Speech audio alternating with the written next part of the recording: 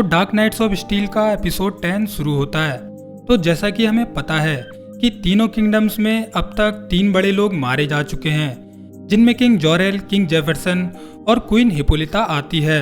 और तीनों किंगडम्स की आर्मीज में से बहुत सारे सोल्जर्स इस वॉर में मारे जा चुके हैं, वो भी किसी दूसरी दुनिया के एलियंस की वजह से। पर इन सभी वजहों का दोष सिर्फ एक ही पर्सन पर जाता है, मार्शियन मैन हंटर। तो इसीलिए डायना उस पर तलवार रखते हुए कहती है, ये सब तुम्हारी वजह से हुआ है। जिसके जवाब में डरा हुआ मार्शियन मैन हंटर कहता है, मैं नहीं जानता था। तभी डायना उसकी ओर तलवार लेकर आगे बढ़ने लगती है। तो बैटमैन डायना को रुकने के लिए कहता है।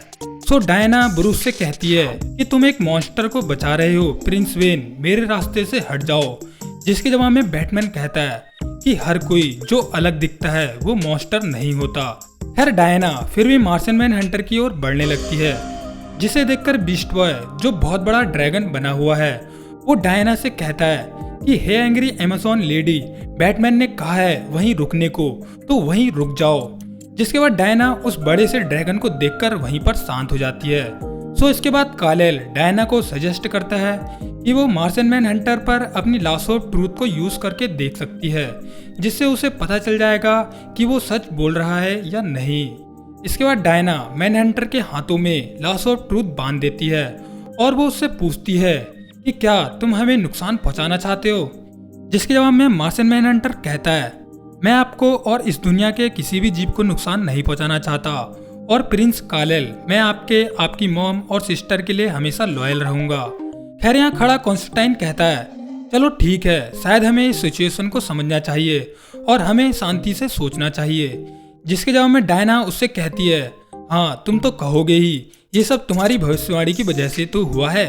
खैर इसके जवाब में कॉन्स्टेंटाइन कुछ भी नहीं कहता, क्योंकि वो जानता है कि अब डायना अमेज़न की नई क्वीन बन चुकी है और वो सही कह रही है। इसके बाद यहाँ क्वीन अनीसा पहुँचती है, जो डायना से कहती है कि वैसे भी हम सब किसी की चाल का हिस्सा बन चुके हैं और इस पर बहस करने से कोई भी फायदा नहीं होगा। सो यहाँ ये लोग बात कर ही रहे होते हैं, तब यहाँ क्वीन अनीसा का भाई जेकब सामने आ जाता है, जिसे देखकर क्वीन अनीसा हैरान हो जाती है, क्योंकि उसके लिए उसका भाई मर चुका है। तो यहाँ अनीसा अपने भाई को गले लगाते हुए कहती है कि हमने तुम्हारी बॉडी देखी थी, तुम्हें दफनाया भी था। जिसके बाद अनीसा कॉन्स्टेंटाइन की ओर घूमती है और उससे कहती है, मुझे बताओगे कॉन्स्टेंटाइन तुमने क्या किया। इसके बाद यहाँ पहुँचती है क्वीन लारा, जो डायना और अनीसा से कहती है कि शायद पहले हमें अपने सोल्जर्स और आर्मीज को देखना चाहिए, वो बुरी तरह से घायल है, और हाँ तुम्हारे सोल्जर्स हमारी सिटी में रुक सकते हैं। जिसे सुनकर अमांडा वालर क्वीन लारा को टूकती है, पर क्वीन लारा उससे कहती है कि जनरल अमांडा वालर वो हमारे मेहमान हैं, उन्हें खाना और रहने की जगह जरूर मिलेगी, और उसके बाद हम अपने असली दुश्मन के बारे में बात करेंगे।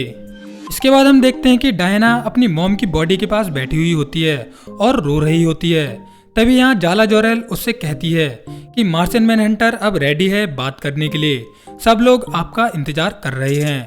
इसके बाद हम देखते हैं कि मार्शियन मैन हंटर लाश ऑफ ट्रूथ में बंधा हुआ होता है और तीनों किंगडम्स की क्वीन उससे सवाल पूछ रही होती हैं, जिसमें डायना उससे पूछती है कि तुम्हारा असली नाम क्या है। जिसके जवाब में वो कहता है कि मेरा नाम है जॉन जॉन्स और मैं मून का रहने वाला हूँ। खैर यहाँ वो कुछ और कह पाता, इससे पहले हार्ली क्वीन सभी को इन्फॉर्म करती है कि यहाँ पर कोई और आ रहा है। जिसके बाद हम देखते हैं कि यहाँ पॉइजन आइवी पहुँचती है, जिसे हम क्वीन ऑफ फॉरेस्ट भी कह सकते हैं। तो यहाँ पॉइजन आइवी कहती है कि यहाँ मैं इसलिए आई हूँ क्योंकि मुझे पता है कि ये प्लेनेट अब खतरे में है। खैर यहाँ क्वीन लारा पॉइजन आइवी से कहती है कि मुझे तो लगा था तुम अपना फॉरेस्ट छोड़कर नहीं आओगी। जिसके जवाब में पॉइजन आइवी कहती है, हाँ आपने सही कहा, पर मैं ही फॉरेस्ट हूँ और मेरे साथ पूरा फॉरेस्ट आया है।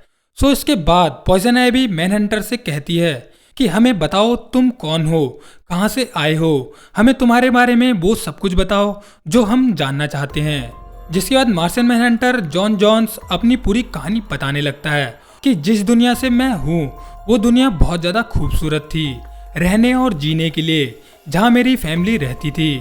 पर हमारी दुनिया में 2 तरह के लोग रहते थे, ग्रीन और वाइट, जबकि हम बहुत ज़्यादा अलग अलग दिखते थे, पर हम एक दूसरे की रिस्पेक्ट करते थे और हम लोग भाईचारे में बिलीव करते थे। और एक वाइट पर्सन जिसका नाम प्रोटेक्स है, वो भाईचारे में बिलीव नहीं करता था। वो हम सभी ग्रीन लोगों को खुद से नीची जाति का मानता था और इसीलिए वो हमें अपना गुलाम बनाना चाहता था। तो हम एक टेलीपैथी सोसाइटी थे, इसीलिए हमारे आइडियाज बहुत जल्दी एक दूसरे तक पहुंच जाते थे और इसी वजह से प्रोटेक्स ने सभी वाइट लोगों को अपनी साइड कर लिया और उन्होंने हमें अपना गुलाम बनाने की कोशिश की। जिसके बाद ग्रीन्स और वाइट्स में एक सिविल वॉर शुरू हो गया, जिसमें कई लोग मारे गए, जिसमें मरने वालों की संख्या सबसे ज़्यादा ग्रीन्स की थी, क्योंकि वाइट्स नेचर में लड़ाकू और वॉरलाइक होते हैं और वहीं हम ग्रीन्स हम एक भी लड़ाई नहीं लड़ सकते, पर हम बहुत बड़े थिंकर्स थे। तो जब वाइट्स हमें एक एक करके मार रहे थे तो हमने एक बहुत भयंकर वेपन बनाया जिसका नाम था वेपन ऑफ फायर। और इस वेपन की एनर्जी अनकंट्रोलेबल होने की वजह से पूरा प्लेनेट जलकर एक रेगिस्तान में बदल गया और हमारे इस वॉर में प्लेनेट पर कुछ भी नहीं बचा। दोनों साइड के बहुत सारे लोग मारे गए, पर प्रोटेक्स फिर भी लड़ता रहा। उसने रुकने का नाम ही नहीं लिया जब तक हम सब मर ना जाएं।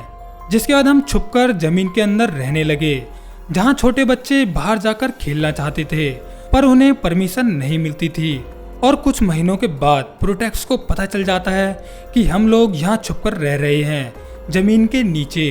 तो प्रोटेक्स हम पर हमला कर देता है और उस हमले में मेरा बेटा और मेरा परिवार मारा जाता है और इसके बाद मेरे सभी लोग भी मारे जाते हैं और मैं अपने बेटे को वहीं दफना देता हूँ जहाँ पर मैं रहता था। और मेरी दुनिया अब एक लाल रेगिस्तान में बदल चुकी है, वहाँ कुछ भी नहीं बचा है। जिसके बाद मैं आप लोगों की दुनिया में आ गया और इस दुनिया में वेन्स मुझे जानते थे कि मैं कौन हूँ, कि मैं एक एलियन हूँ और किंग और क्वीन चाहते थे कि मैं अपनी आइडेंटिटी को छुपा कर रखूँ।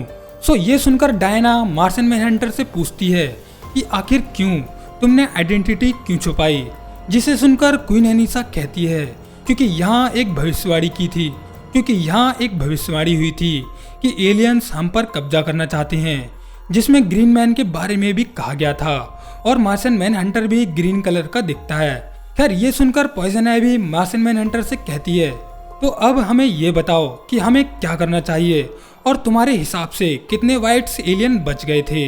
जिसके जवाब में मार्शन मैनहंटर कहता है कि हमारी दुनिया का वॉर बहुत ज़्यादा खतरनाक था, जिसमें बहुत ही कम लोग बचे थे और जितने मैंने अपनी आंखों से देखे हैं मेरे हिसाब से 20 वाइट्स बचे होंगे, जिसमें प्रोटेक्स भी शामिल है और ये सब प्रोटेक्स ने ही किया है। वो तुम्हारी दुनिया पर कब्जा करना चाहता है।